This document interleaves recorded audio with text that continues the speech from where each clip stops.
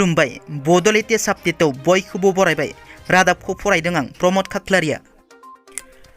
गिबि निउसआव दङ चिरां जिल्लानि बिजनियाव गोबां बिबांनि इनाय दंफां हमदों। बाथाबारिनि गोबां जायगानिफ्राय गोबां दंफांनि थुख्राफोरखौ हमनो हायो। एसएसपि आरो हाग्रा बिफाननि जथाय सेबनायाव हमनो हादों। बाथाबारिनि गोबां जायगायाव एसएसपिनि 15 नं बेटेलियननि आलफा कम्पानिनि इन्सपेक्टर पवन कुमारनि दैदेननाय आरो बिजनि हाग्रा बिफाननि जथाय सेबनायाव गोबां बिबांनि इनाय दंफां थुख्राफोरखौ हमनो हायो। फिन साब्रै बर'नि फिसाफोरा हारियाव गोग्गानाय लाबोनो हादों। मणिपुरनि निउ एमपि हलसाइ NCOE टाइकल इम्फालाव खुंफुंजानाय खेल' इन्डिया वुमेन्स वुशु लीग 2022 बर'नि फिसा रंगिला दैमारिया ब्रन्ज, जनिला ब्रह्मआ ब्रन्ज, रिंकुमणि ब्रह्मआ ब्रन्ज आरो इसा ब्रह्मआबो ब्रन्ज मेडेल देरहानो हादों। बे गेलेनाय बादायलायनाया 22 नभेम्बरनिफ्राय 25 नभेम्बरसिम खुंफुंजादोंमोन। मोनसे दुखुनांथाव आरो गिख्रंथाव जाथाय। जरासे बर' बिसि फिसाय सानैबो रेलगारिनि सौख्रांनायाव जायगायावनो जिउ गोमायो। बे जाथाया गवालपारा जिल्लानि धुपधारा थानानि सिङाव थानाय धनुफाङायाव सोमजिदों। मिथिनो मोननाय बादिब्ला धनुफाङानि आविमारियाव बिसि फिसाय सानैबो माइ हानो थांनायाव रेलगारिनि सौख्रांनायाव जायगायावनो जिउ गोमायो।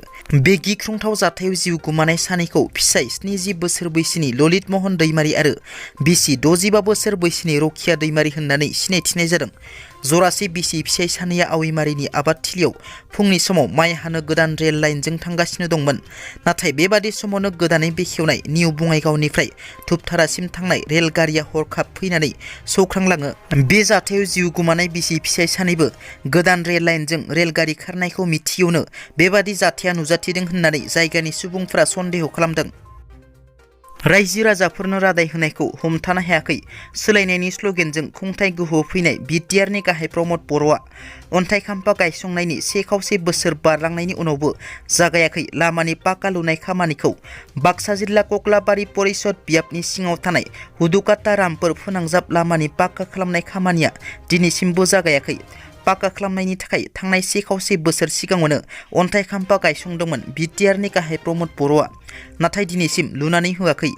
जायनि जाहोनाव थांलाय फैलाय खालामनायाव गोबां जेंनाजों मोगा मोगि जानांदों ओनसोलनि रायजो राजाफोरा। औवानि दालां लुनायनि सोलाय गंसे कालभार लुनायनि थाखाय MCLA मन्टु बर'आ हाखर जावनानै जेबो रोखोमनि खामानि मावफुङैयाव रायजो राजाफोरा गावसोरनि रां खरसा खालामनानै औवानि दालां लुनानै थांलाय फैलाय खालामनो गोनां जादों। जायनि थाखाय खुंथाय गोहोआव थानाय BTC सरकारनि हेंथायै खुद्रिनाय फोरमायदों रायजो राजाफोरा। दिनैनि रादाबा एसेनोसै। नोंथांमोना जुदि आंनि रादाबखौ खोनासंनानै मोजां मोनदोंब्ला अन्नानै लाइक, शेयार आरो साबस्क्राइब खालामनो दाबाव। गोजोन्थों।